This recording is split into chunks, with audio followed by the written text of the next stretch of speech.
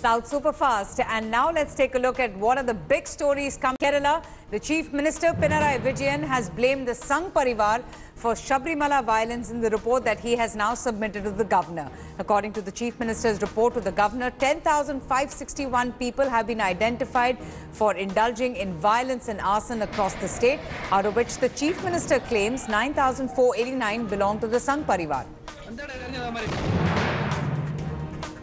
Prime Minister Narendra Modi will be visiting the famous Padmanabha Swami temple in Thiruvananthapuram on Tuesday. The Prime Minister will also inaugurate various projects completed under the Tourism Department's Swadesh Darshan program. Chief Minister Pinarayi Vijayan briefed the Kerala government about the law and order situation in the state. The governor had sought a report from the government in connection to the violence across the state after two women entered Sabrimala. The Catholic mouthpiece and oldest Malayalam daily Deepika has sharply criticized Sister Lucy, who participated in the protests against Bishop Franco Mulakal in the Kerala nun rape case. Now, this editorial article, which does not mention Sister Lucy's name, accused the nun of ridiculing chastity in the society. Cops have issued a lookout notice against the RSS district Pracharak Praveen. This after he was caught hurling country-made bombs at the cops during the Sabrimala violence that unfolded last week. Praveen is the prime suspect in the police station bombing case. In fact, the police suspect that Praveen, who is absconding, is trying to escape. An alert has been sounded at all airports. Youth Congress activists carried out a protest march all the way to the Chief Minister's residence in Thiruvananthapuram. They demanded action against the police officer who rammed their vehicles into Youth Congress activists who tried to show black flags to the Chief Minister during the Bandh last week. The protesters also burned the Chief Minister's effigies. Fire broke out at the premises of the Paravur railway station in Kollam district of Kerala. One unit of the fire tenders reached the spot. It was insufficient. The locals also joined the effort to put out the flame. Large areas near the vehicle parking was completely gutted. Kerala has defeated Himachal Pradesh to mark the second straight entry into the knockout stages of the Ranji Trophy. Chasing a target of 299 on the last day, Kerala team chased down the target in 67 overs. In the knockouts, Kerala will take on Gujarat.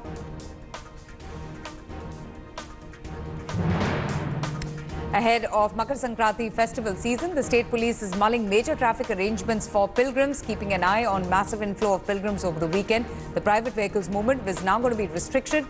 Pilgrims have urged to use the KSRTC chain services to Pamba. Actor Mammootty's fans are eagerly awaiting for the release of YSR's biopic in Telugu. The movie is called Yatra, where Mammootty will be seen playing the legendary politician YS Rajinikanth Reddy. In fact, the trailer of the film has been well received on social media and it's already crossed 2 million views in 3 days straight. The movie will hit screens in 3 languages on the 8th of February. And now let's take a look at what's happening in the state of Tamil Nadu. Prime Minister Narendra Modi has said that BJP's doors are open for alliances in Tamil Nadu. The Prime Minister was responding to a booth-level workers' question as to whether the BJP will join hands with the AIDMK or with Rajinikanth.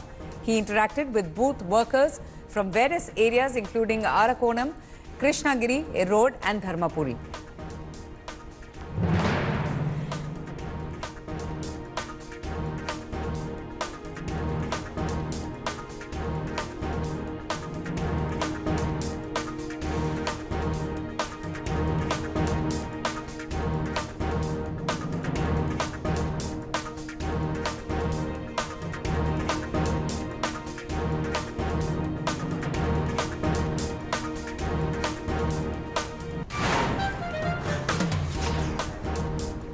Reports suggest that a new education policy draft has a recommendation to make Hindi mandatory subject up to class 8. This has sparked off yet another row, with the DMK MP Kanimodi seeking the draft copy be made public by the HRD ministry. Two shocking incidents from Vellore district. Ajit fans got into a fight inside the theatre which led to fans stabbing one another. Both of them were attending a 2 a.m. special show. The fight started over the placement of seats inside the theatre. In another tragedy, a 20-year-old Ajit fan set his father ablaze after pouring petrol on him for not giving money to buy a film ticket.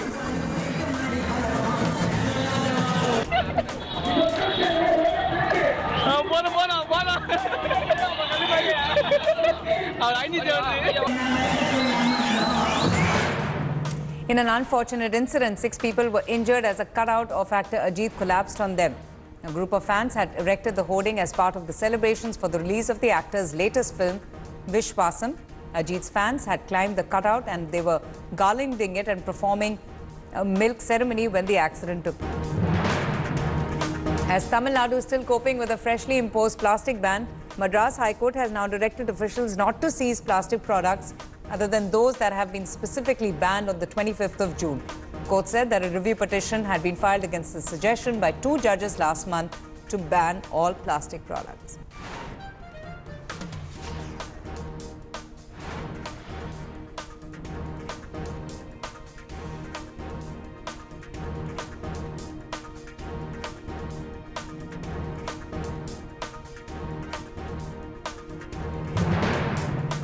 It was a successful first day for both big flicks Petta and Viswasam.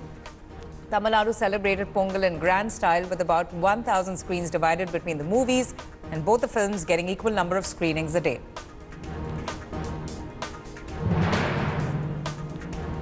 Lata Rajinikanth, along with the husband and daughter, caught the first show of Petta. Speaking exclusively to India Today, the superstar's wife said that she was extremely excited and happy with the response the film had received. Madras High Court has said that fishermen in Marina Beach must understand that the marketplace has to be regulated and that they cannot squat near the beach forever. Court further added that if they don't move out themselves, a fresh directive will be issued. And it seems Thalaiva movie releases are an auspicious time to get married. This can only happen in India. In fact, pairs of fans got married inside the theatre premises while the screening of the film Petta.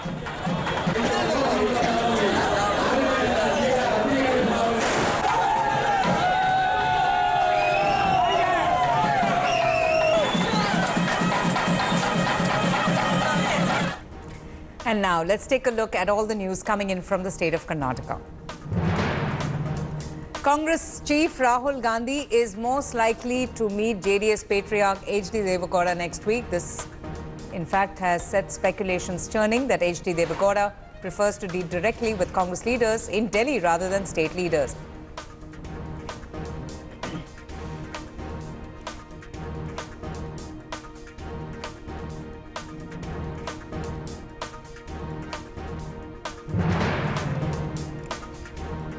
Congress MPs of Karnataka have requested the party top brass not to succumb to the pressure by the JDS as it's building pressure to give its seats in South Karnataka for the forthcoming Lok Sabha elections. They have also demanded that if the JDS insists on fielding candidates in seats currently represented by the Congress, the party should not go for polls without any alliance. Brushing aside rising differences within the ruling JDS-Congress alliance in the state, Congress General Secretary K.C. Venugopal said that there was no threat to the coalition government. Venugopal also emphasized that both the parties should fight the Lok Sabha polls together. In fact, in the same breath, he added that the Congress and the JDS would sort out all issues quarterly, including the seat sharing for the Lok Sabha polls. JDS Legislative Party resolved to join hands with the Congress for the upcoming parliamentary polls. This came with some reluctance as some legislators objected to comments made by a few of its leaders on Chief Minister H.D. Kumaraswamy. JDS legislators appealed to the party patriarch H.D. Devagowda to raise this matter with either the Congress High Command or the Coordination Committee Chairman Siddaramaiah.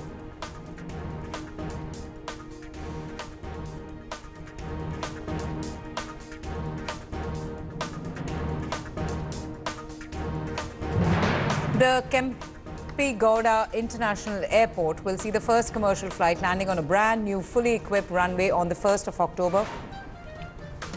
Fog delays will be history soon as the airport will also upgrade its existing runway once the new facility stabilizes. Ending speculation of any delay, the Bangalore International Airport Limited announced that all the work on the second runway will be completed by end September.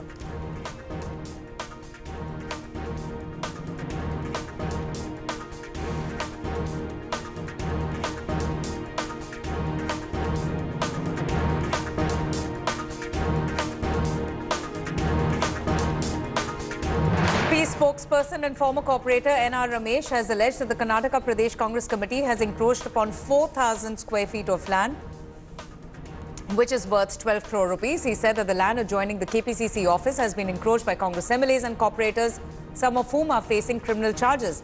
Cases have been registered with the Anti-Corruption Bureau, the Bengaluru Metropolitan Task Force and the Lokayukta against the encroachment.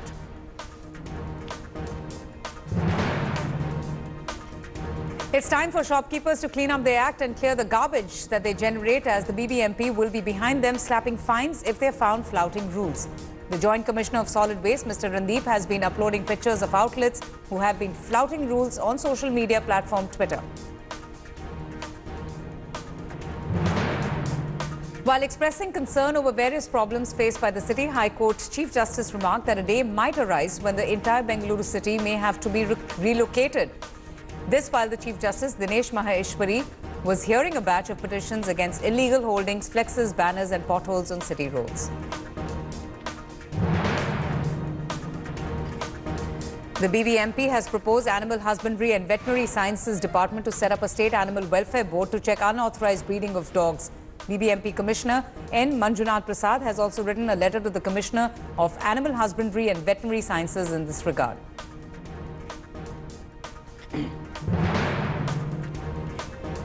Noted environmentalist A.N. Yellappa Reddy has written to the Chief Minister H.D. Kumaraswamy against the decision to revive the steel flyover project in the city.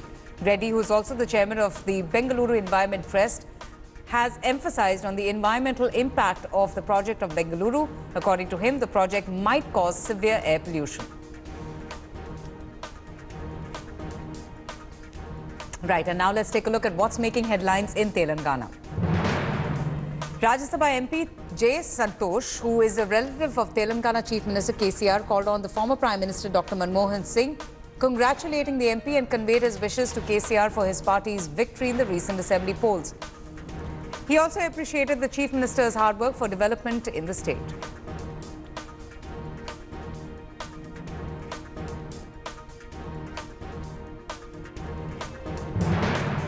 TRS MP and Telangana Chief Minister K. Chandrasekhar Rao's daughter K. Kavita lamented over the delay in the passage of the Women's Reservation Bill. Taking a dig at the centre, the Nizamabad MP said that the country would become truly progressive if the government actually showed the same speed and urgency the way it did for the 10% quota bill. There was a tiff between the TRS and the Congress workers in Jangaon over a sarpanch who was elected unopposed. It's alleged that the Congress worker who opposed the election and wanted to file nomination was forcibly taken away. The Congress has accused the TRS of resorting to strong-arm tactics. Telangana police seized gutka worth 4 lakh rupees from a shed near Nagarjuna Function Hall of the city. The cops also seized 29 gunny bags containing the banned product, arresting 3 people. Hyderabad-based Bharat Dynamics Limited has signed a contract worth 760 crore rupees with the Indian Army, this for the production and supply of anti-tank guided missiles and launchers. The weapons will be manufactured under continued technical collaboration with Russia at the Bhanur unit of BDL in Telangana. A person received serious injuries after he was attacked with a sickle by unidentified people in Mehboob district. Reason behind the attack is said to have been a tiff over the upcoming panchayat polls. It's alleged that the victim who is contesting the Sarpanch elections was attacked by the rival group as he refused to back out. Next 5 days will witness severe cold conditions across all districts of Telangana. The Weather Department has issued a yellow warning signifying severe cold wave for the state. In fact, night temperatures are expected to drop by 5 or more degrees below normal. 2 forest officials were arrested in connection with wildlife poaching case, which was busted in the Kaval Tiger Reserve. In fact, the arrests were made on the basis of detailed inquiry conducted into the irregularities and complaints made by the Forest Department. Foreign currency worth over 38 lakh rupees was confiscated at Hyderabad's Rajiv Gandhi International Airport. In fact, the seizures were made from a passenger at the airport's international departure. The suspect was handed over to customs officials along with the seized foreign currency. 3 interstate chain snatchers were nabbed by the Hyderabad police. According to cops, they had indulged in at least 11 chain snatching incidents within a span of 24 hours. Producing the culprits before the media, Police Commissioner Anjani Kumar said that they scanned through multiple CCTV footage which led to the arrests. And finally, let's take a look at what's happening in the state of Andhra Pradesh. Chief Minister Chandrababu Naidu once again clarified over the TDP-Congress alliance, stating that the alliance will be formed based on the emotions of the people in the state. He further added that the benefits of allying with the Congress at the national level will also be examined. The Chief Minister also said that a clarity will be attained on the Amravati Sabha, which will be organized after 19th January's Grand Alliance meeting in Kolkata. A day after Leader of Opposition concluded that his Praja Sankalp Padyatra in the district, TDP MP B. Ram Mohan Naidu has now organized a mega bike rally in the coastal district of Andhra Pradesh. In fact, showing party strength, TDP activists and thousands participated in the bike rally, where senior leaders hit out on YSRCP Chief YS Jagan Mohan Reddy. After completing 3,500 kilometers of his statewide Padyatra, 10 leaders of the opposition and YSR Congress party chief YS Jagan Mohan Reddy arrived at the temple town of Tirupati, where he offered prayers to Lord Venkateshwara at the famous hill shrine. YSRCP President Jagan Mohan Reddy, along with hundreds of followers, walked to Tirumala on foot and then offered prayers. Ahead of the Makar Sankranti festival, Andhra Pradesh is yet again witnessing rampant cockfight events. Now, this is the sport which has been banned in the state. Police have arrested 6 persons who indulged in betting and seized 13,000 rupees in cash at a farmhouse near Kotapadu in East Godavari district. In fact, the Chief Minister Chandrababu Naidu also laid the foundation stone for 5 million tons per annum greenfield pulp and paper plant at Ramayapatnam. This is going to be the world's largest pulp and paper manufacturing plant. Asia Pulp and Paper had signed a memorandum of understanding with the Andhra Pradesh Economic Development Board to develop this plant. The IT department of the Andhra Pradesh government and Gujarat-based Adani Group have also signed an MOU. This is to set up India's biggest data center park with an estimated cost of 70,000 crores in Visakhapatnam. The group will also set up 10 solar power plants to supply power to the data center. A representative of the Adani Group said data center will create 22,000 jobs. In an embarrassing incident, Andhra Pradesh Reserve Police Force personnel were caught participating in gambling. The personnel were caught in the presence of the Reserve Police Sub-Inspector. A CCTV of the incident has now gone viral. A private school bus caught fire near Gangavaram Road in Visakhapatnam. The incident happened when the school bus was on its way to Yarada for a picnic. 20 students were on board at the time of the incident. Unfortunately, though, no injuries were reported in the incident. In a shocking road incident, an RTC bus collided with a tractor, causing serious injuries to the drivers and the passengers. The driver is in a critical condition. In fact, the bus, which was heading to Vijayawada, had a head-on collision with a speeding tractor. No casualties have been reported.